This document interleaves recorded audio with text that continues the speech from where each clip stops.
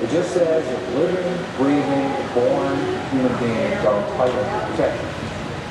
Even if they're born in an abortion clinic. Abortion Survivors Protection Act is needed, as many state laws offering limited protections for such children are under attack.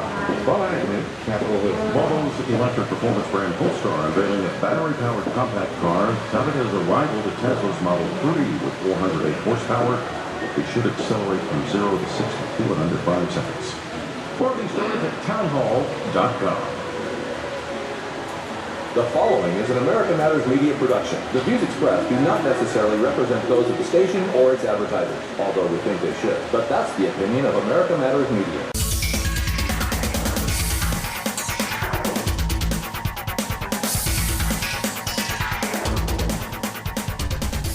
Hello and welcome back to Talking Truth to Power, Nevada's Freedom Talk Radio.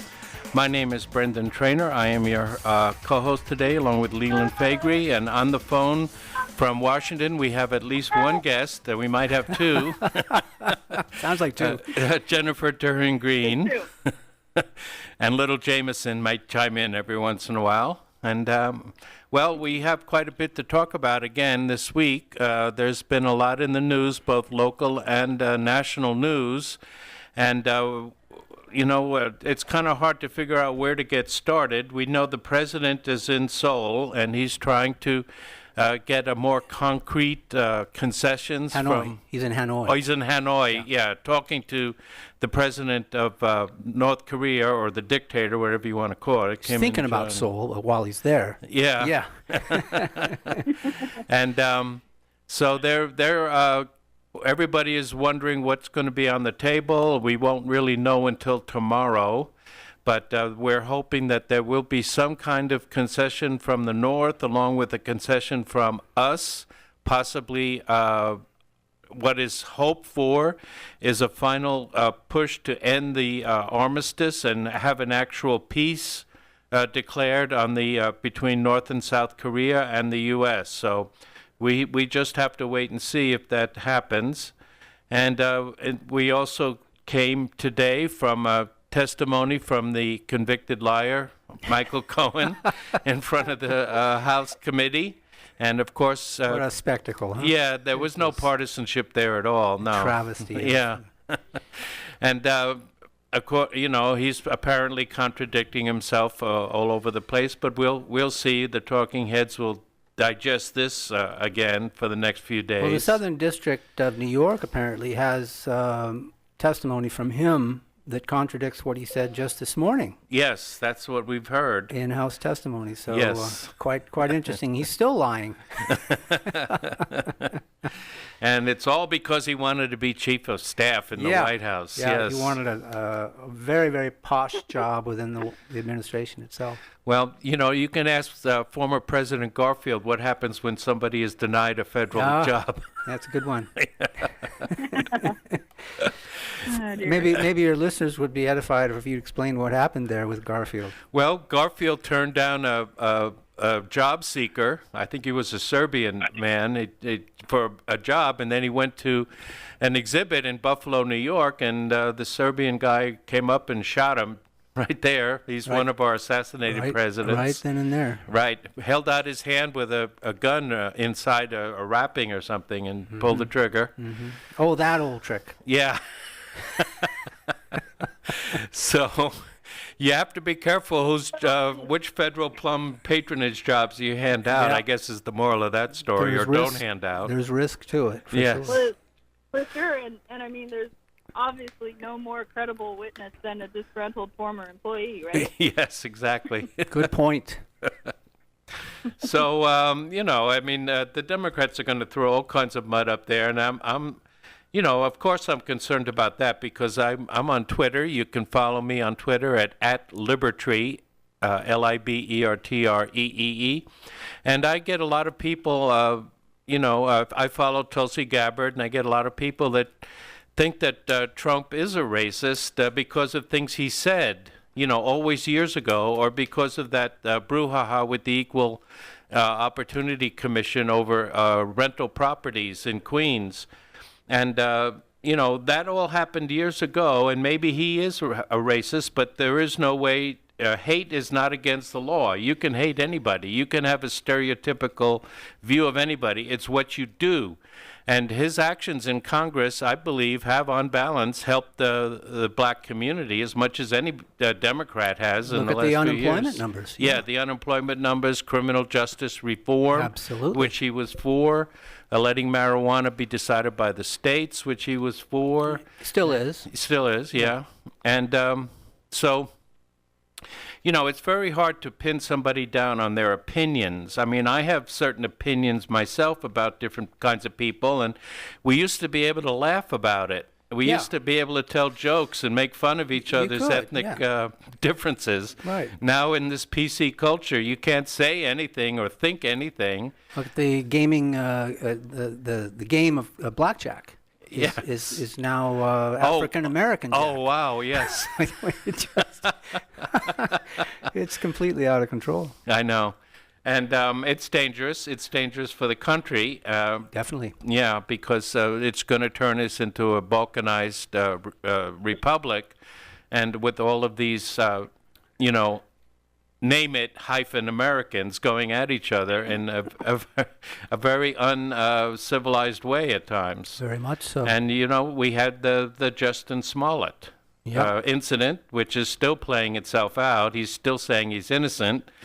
And he has, of course, wrote a check to perform a criminal act, but now he says, oh, no, that was something else. It was for something else, wasn't it? Yes, yeah, some kind of training, martial arts training or something. Oh, dear. Yeah. And I totally agree. And I mean, I know that's a point that I've elaborated on quite a bit, is I really get concerned about the state of the debate in our country, and that we can't have civilized debate. I think it's really reached a low point, and the Jussie Smollett is just an example of that. I mean, it's just ridiculous. Yeah, and I think it was Breitbart that quoted Bannon as saying that this year in politics could be as bad as 1859, right before the election of Lincoln into office. I think we are in a nascent civil war, as I've said many times before. All of the indications to me suggest that. And you can imagine the balkanization of this country without an electoral college, which is what they seek to accomplish, is the end of the electoral college. It's just... it gives me shivers to think about. Yeah, and the Nevada legislature is considering that. So if Ms. Lee calls in or on our own, we should discuss how Nevada wants to circumvent the Constitution and join in on the policy of confirming the electoral vote without regard to, the popular vote without regard to the electoral vote, and joining that compact, which is all blue states. Yeah. We'll let you. We'll let you conduct that inquiry with her. If you're drinking, call a cab, a car, or a friend. Buzzed driving is drunk driving. A message brought to you by NHTSA and the Ad Council. To find out what's hot and happening, join Lady J for Smooth Jazz Tune-Up. Join me Saturdays, 10 to noon, here on America Matters. Are you shy and don't want to talk on the air? Text us your questions or comments to 775-237-2266. Now back to the show. Hello and welcome back to Talking Truth to Power, Nevada's Freedom Talk Radio. My name is Brendan Trainor. I'm your co-host along with Leland Faegre, and on the phone from Seattle, Jennifer Terhune Green. And do we have a call-in? Yes, okay. Anybody on the line? Hello? You got to introduce her by name, Brandon. Oh, this is Miss Lee, Daphne Lee. Is that correct? Hello? Hello? Yes, hi. This is Brendan with Talking Truth to Power. Am I speaking with Daphne Lee? Yes, this is her. Oh, hi. Welcome to the show. And we understand you have been... Hi, Daphne. And we have Jennifer on the line as well from Seattle. Okay. All right, yes. So how's it going? I've been seeing some of your updates on Facebook. You've been there in the trenches at the Nevada legislature, so greatly appreciate your efforts there. And how's it been going? Oh, thank you. Well, this session, I've been calling it the Black Boot session because it seems like every other day there's another bill released that, from a civil libertarian standpoint, is terrifying, frankly. I mean, it's solicited physical responses from me several times so far this session. So we've been doing our best to organize and go down and voice our opinions, even though we know we're facing a supermajority in this session, because some of these bills are really horrifying and really just trample all over all of our rights. All of them. So we've been doing our best. All of them sound terrible, Daphne. Everything I've heard. Yeah, there's been some really bad ones. So it's definitely an uphill battle for sure. Tell us which one you're most concerned about, Daphne. Which one alarms you the most? Well, my top priorities for this session is there's a vaccine mandation restriction bill, AB 123. There is a bypassing a search warrant to have police officers look into your phone, AB 200. Last night we just went down for AB 186, which is basically trying to bypass the electoral process, and it's completely illegal. And of course, we have all the gun laws that are coming that haven't yet really dropped, that we've heard are coming, are really, really, really scary gun laws coming. So how many gun legislation initiatives do you see coming now?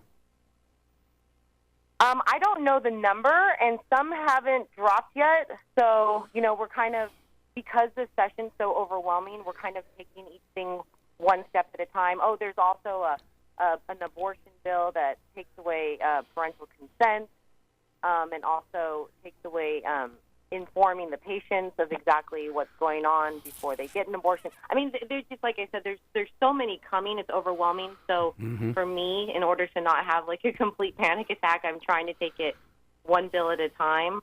I follow Janine Hansen. She does a really, really good job of alerting, and then she does for you she puts the emails of all the committee members for that particular bill.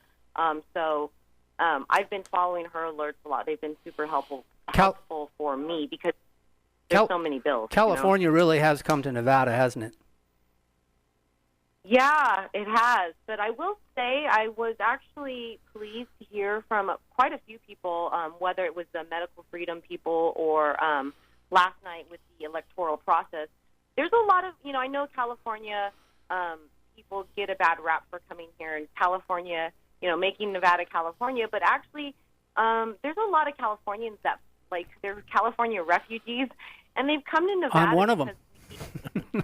Yeah, exactly. So they're free. Like California just passed, a really egregious vaccine mandation bill. So you see medical refugees leaving California to come here. I talked to a lady from New York who left to come here. They're standing up and speaking out in these sessions because this is exactly why they left California. So I hope that all of us Nevadans can be sympathetic to that. There's a lot of Californians who came here to flee. They get it. They understand. They're on your side. Yeah, you're speaking to one right here. Exactly. And there's also the issue of renewables coming up quickly. Isn't that right on the horizon here? Renewables for what? Renewable energy legislation. Isn't that one of the pieces of legislation that is immediate? I have not seen that particular one yet, but it would not surprise me. It wouldn't surprise me at all. I wanted to talk a little bit about that one of those bills that you touched on about the police being able to scan your phone at the scene of a crash to see if you were using your phone. That's AB 200, and the hearing for that is actually coming up. So it's coming up on Friday. So if there's anybody that can get down to the legislature, one thing I think that's amazing about our state legislature is how it's, especially for most of our listening audience, it's really not that far to get to Carson City. Daphne, God bless her, is coming up from Las Vegas to go to Carson City, but for a lot of our listeners, it's pretty close to drive there, and you can show up and have your voice heard. It's really not that complicated or hard to do. So, if you can get down there, I really encourage our citizens to show up because it does make a difference. And get cheaper gas there, too. This session, I've been actually just going down to Grant Sawyer. I have been up to Carson City several times, but the most Las Vegans don't realize, they think the legislature is up north, so there's no way that they can chime in and have a voice. But you can go to the Grant Sawyer building, and you can speak on any bill that you want to in the hearing and voice your opinion. And so I see a lot of people going, but I don't think that's a really well-known thing here in Las Vegas. I think people think it's out of reach, but you absolutely can go down to the Grant Sawyer building, room 4401, and you can testify and voice your opinion on these bills. 4401, that's a gorgeous piece of property, too. It's just worth going up and just checking out the entire area. What were you going to say, Brendan? Well, I was concerned. You mentioned that the AB 186, the end run around the Electoral College, had a hearing last night, I believe you said, Daphne. Do you know what the upshot was?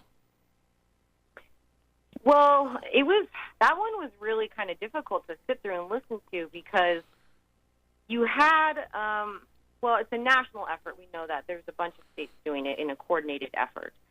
And you had the quote-unquote, nonpartisan legal team trying to explain how he justified allowing this even into committee.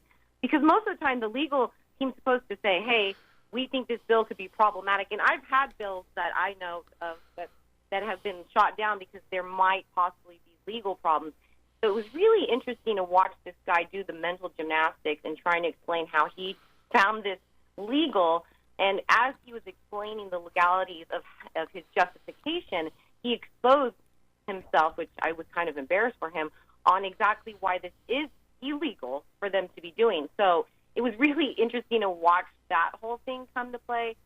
And then you had people get up and just say a lot of nonsense. And luckily there was a lot of people that came out and spoke against the bill. And from what I heard, it was all a lot of really smart, reasonable reasons why this is really dangerous. So I mean, with these kind of things, like I said, there's a super majority this session, which makes all this feel even more overwhelming. Yeah. Not to say obviously we should give up and just roll over. We all need to voice our opinions. But it is overwhelming. I don't know that reason is winning out. For me, the hearings I've been to, there's a lot of reason behind the opposition of these bills, and yet it's really interesting to see how they dismiss it anyways, and it's just very interesting. Well, the Constitution doesn't authorize a compact among the states unless Congress authorizes it first. So it's kind of even talking about it is an end run. So that was one of the legal things that he had to try and get around, right? Yes, and he actually admitted, okay, this is a problem, but, we can always try and have Congress later on approve it afterwards, which he just got done explaining exactly what you said. You cannot do these compacts without pre-approval by Congress. So, like I said, it was really interesting to watch this guy doing these mental gymnastics, and he was outing himself, and I was embarrassed for him by the time he was done, because he essentially told us all the reasons why it was illegal. So I was like, huh? What's going on here? So he overplayed his hand, is what you're saying? Yes, he did. There's a lot of that going on. There is a study out there. I mean, it's just one study, I guess, but it says that the author of the study did a regression analysis, and he thinks that the ballots in the blue states were stuffed in the major cities, with fraudulent votes. But because they decided to do it in the blue states, the electoral votes went to Clinton anyway.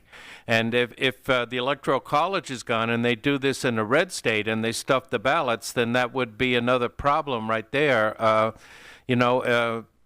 with counting false votes and also doing away with the check that the small states have against the larger states. I mean, who wants to be ruled by the people that live on the coasts? If you're in nobody in Iowa. No, nobody in Iowa. That's right.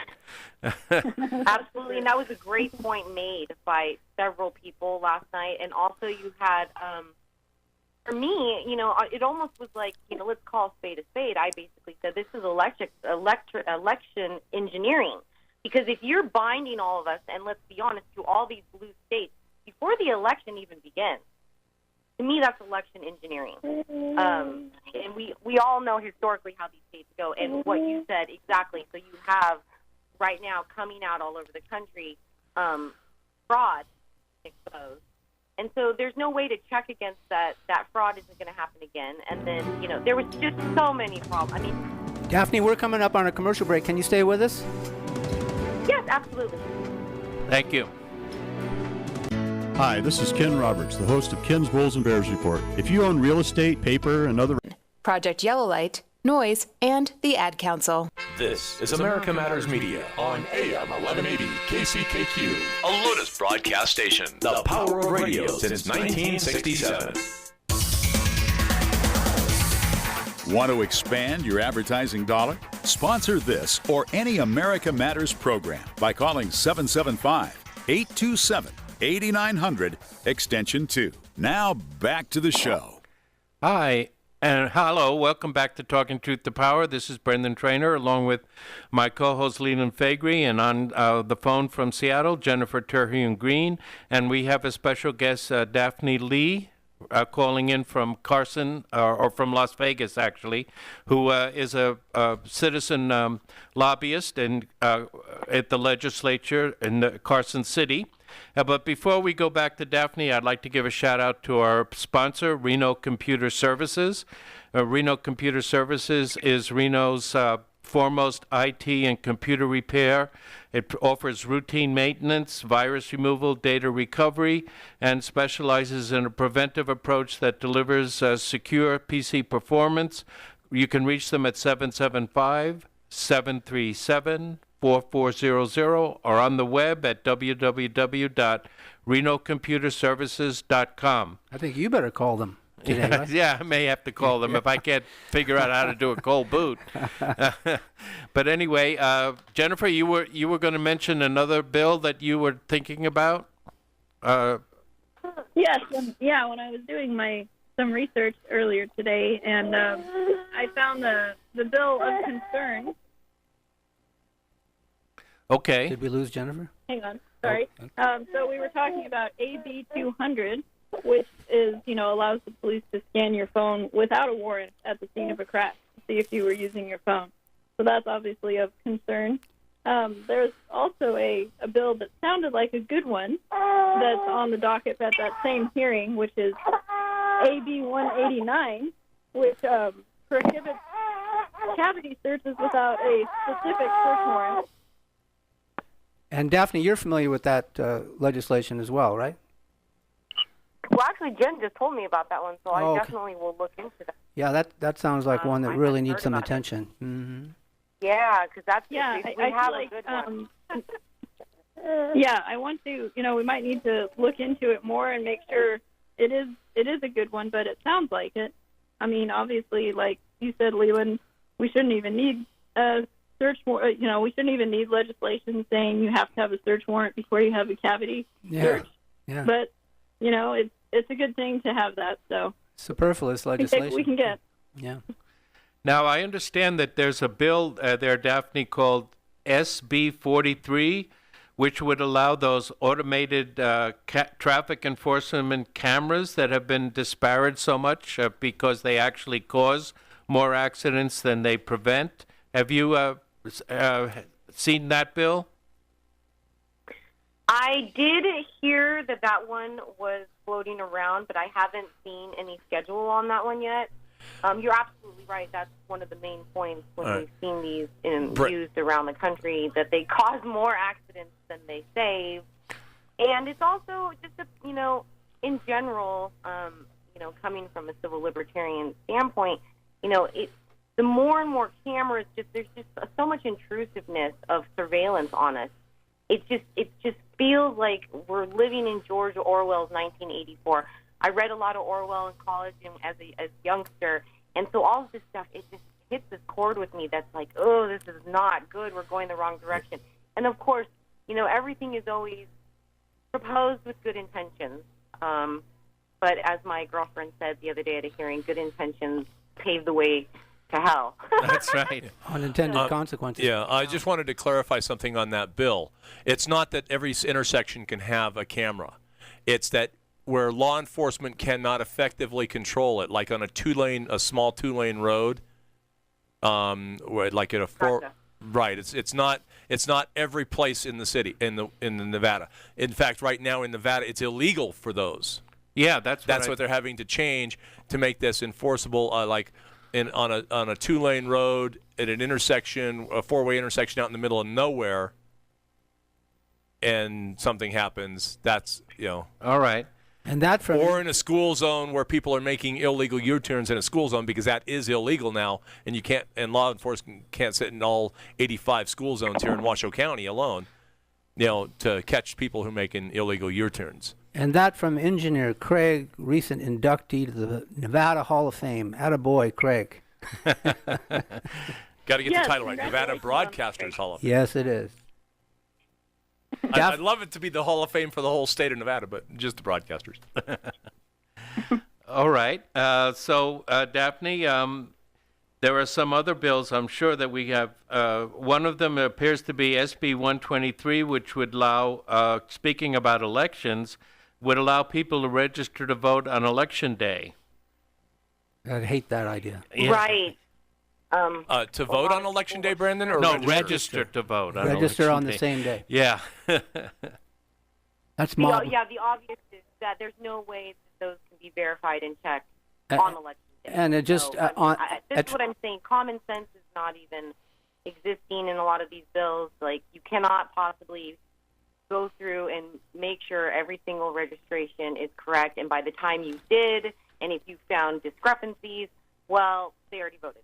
Well, there's a more Right. serious aspect to that, and that is that it facilitates mob rule, and that is one of the things the founders were most concerned about, was the immediacy of voting.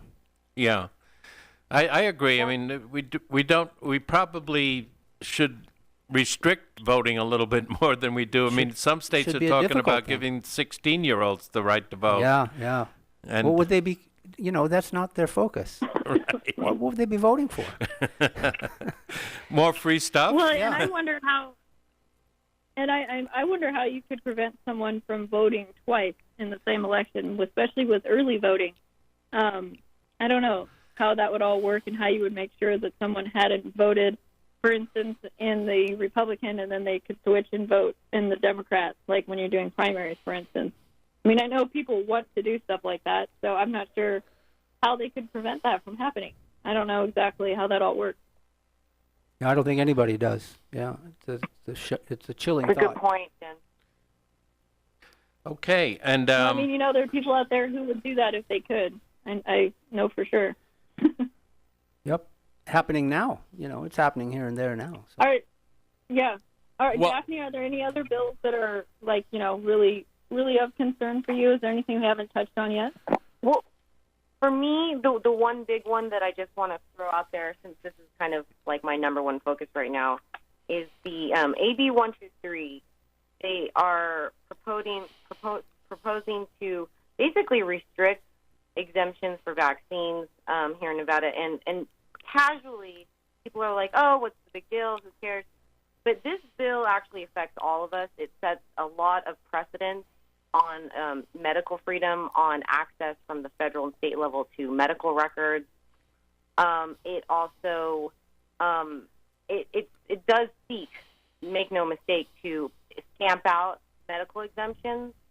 And it was really troubling to me because I sat through over 2 hours of testimony, and we had majority of the people that came to speak out were parents of children that died, or parents who have medical exemptions because their children have been vaccine injured. Mm-hmm. And the fact that they are trying to restrict these people's rights and almost stamp them out, it was really bothersome to me because all the write-ups I read about this hearing try to cast a really negative light, using terms like anti-vaxxer and vaccine hesitant, and didn't not one time mention that most of the testimony were people whose children were injured. And that's a big part I see on the national level and also here on the local level that's being left out of the discussion. And it's really bothersome to me I personally know people who've been vaccine injured. A girlfriend of mine's daughter is probably sterile from a Gardasil vaccine injection, which they want to make mandatory for all of our school children pretty soon.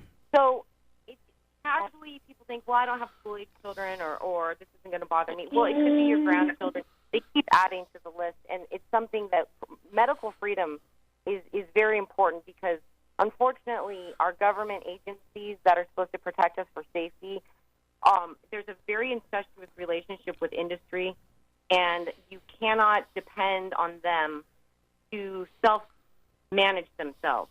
No. And there's a lot of conflict of interest there. And so it's just something to keep an eye on. They're trying to pass this as a Trojan horse.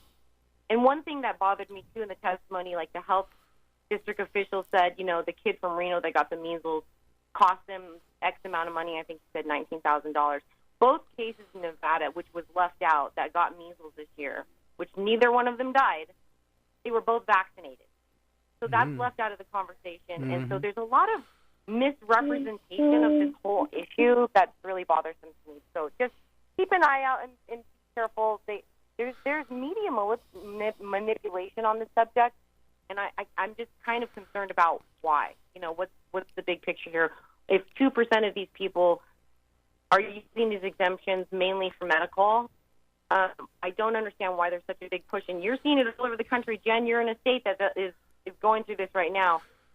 There's a lot of money. Oh, absolutely, yeah. The out this situation was, of people, so yes. So it's interesting to watch.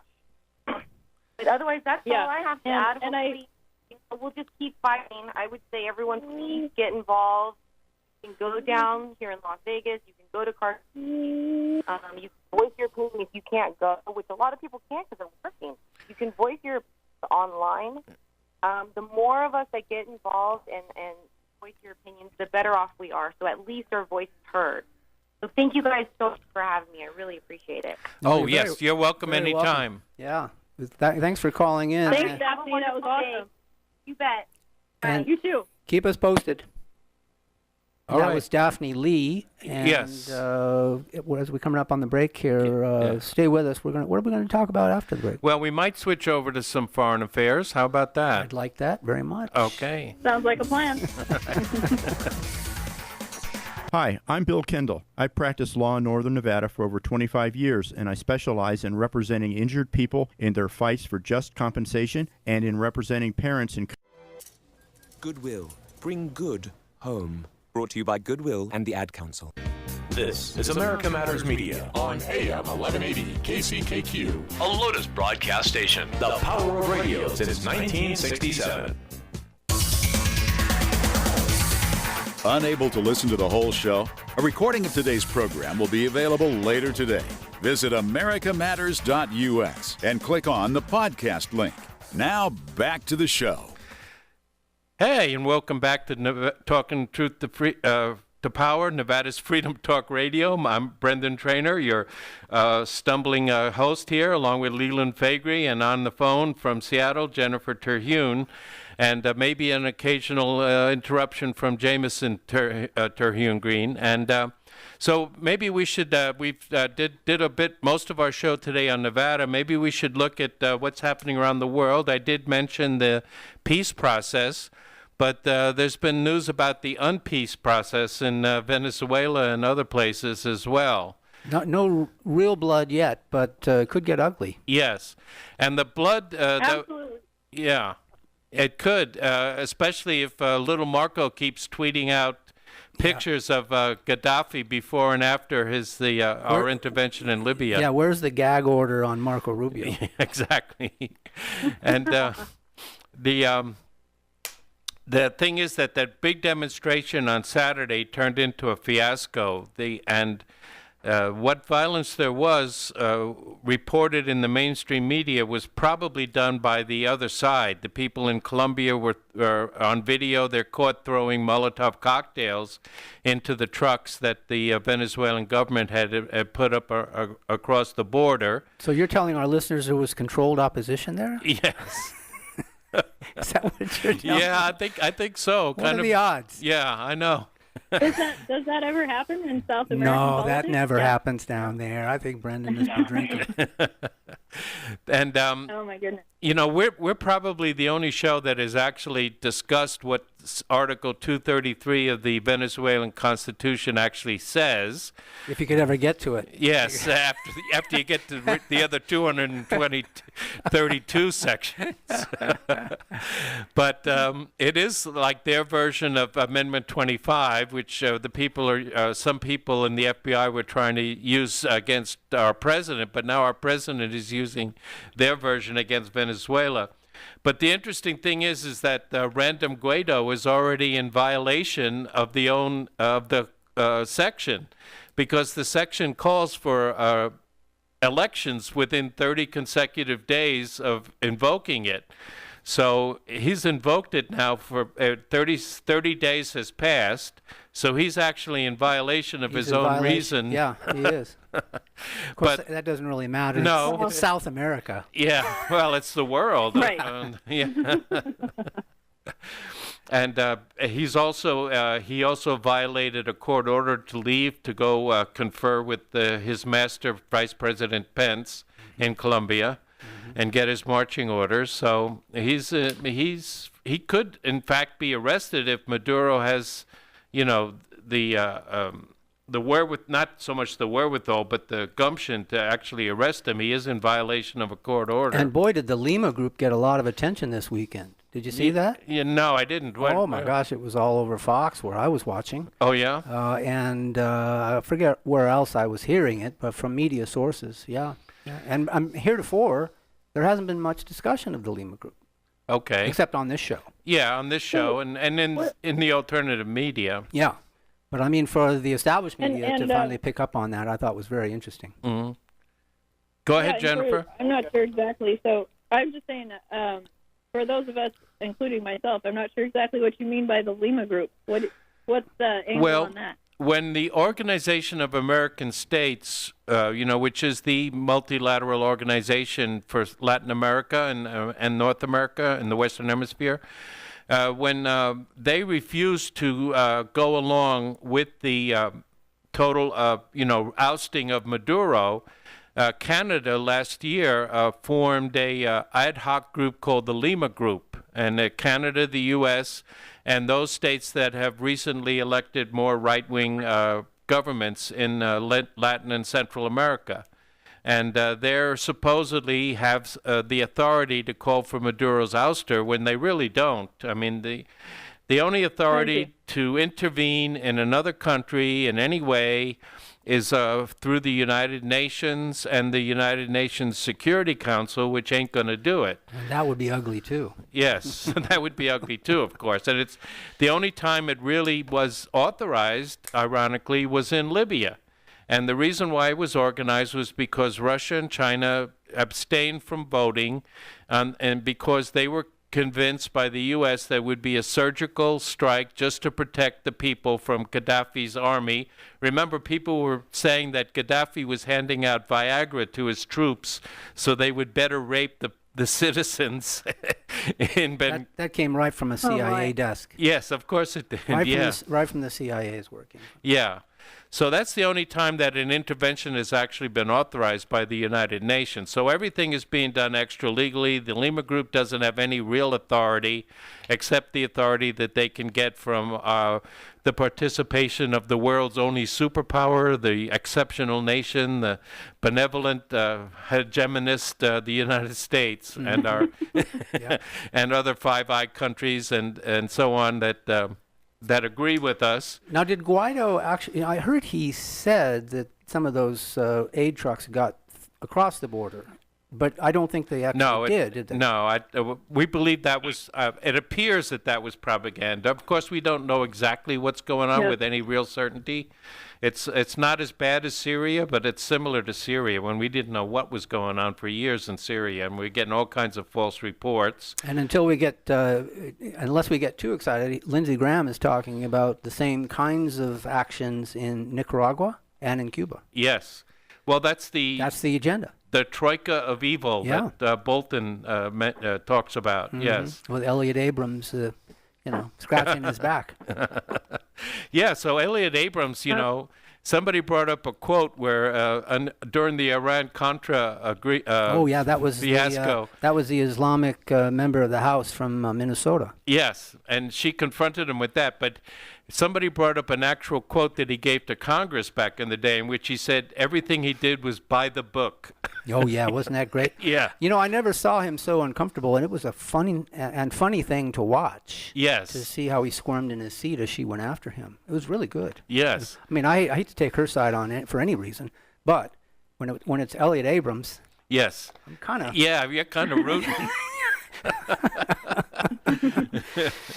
Yeah, he was really caught flat-footed, and he was, personal attacks. You can't attack me. No, she wasn't attacking you personally. She was attacking your record. Yeah, exactly. What she did. And she did it well. Yes, she did. Very well. Yeah. So we haven't heard anything from her this week, which is probably the sadder. Well, Pelosi probably put her down for a while. Yes. But she didn't kick her off the committee, though. What's that? She did not kick her off the committee. No, she's still there. Yeah. Yes. Yeah, scarfed and everything. Yeah. Uh-huh. Yeah, she had to do a timeout, I think. Yes. So that's probably how that's going. They're going to have to be disciplined ever so quietly until they can figure out what they're going to do, because they really don't know what they're going to do. And all of this overplaying of one's hand that you're watching with today's hearings and going forward, pulling babies from the womb and, all of this stuff that they're up to now reveals them for who they are. Yeah. Yeah, it's a Marxist agenda. It is, and it's a Marxist agenda against another Marxist as far as Venezuela goes. Yeah, Yeah. And they weren't playing ball. No. Yeah. No, they weren't. I guess the Marxist supranational national Marxist agenda. That's easy for you to say. Yeah, I know. But they basically they don't want to be part of the International Monetary Fund. They don't want to be rescued by them, and they're talking about bypassing SWIFT and using cryptocurrencies for their oil. And that makes sense for them. And even Trump is skeptical of continuing our relationship with the World Trade Organization. So yes, I don't find that necessarily incongruent to the foreign policy. No, I wish Donald would be consistent here. Yeah. Or maybe he is being consistent. Maybe he wants to pull out of the Middle East because he knows the loser and he hates losers, and he will pull out of the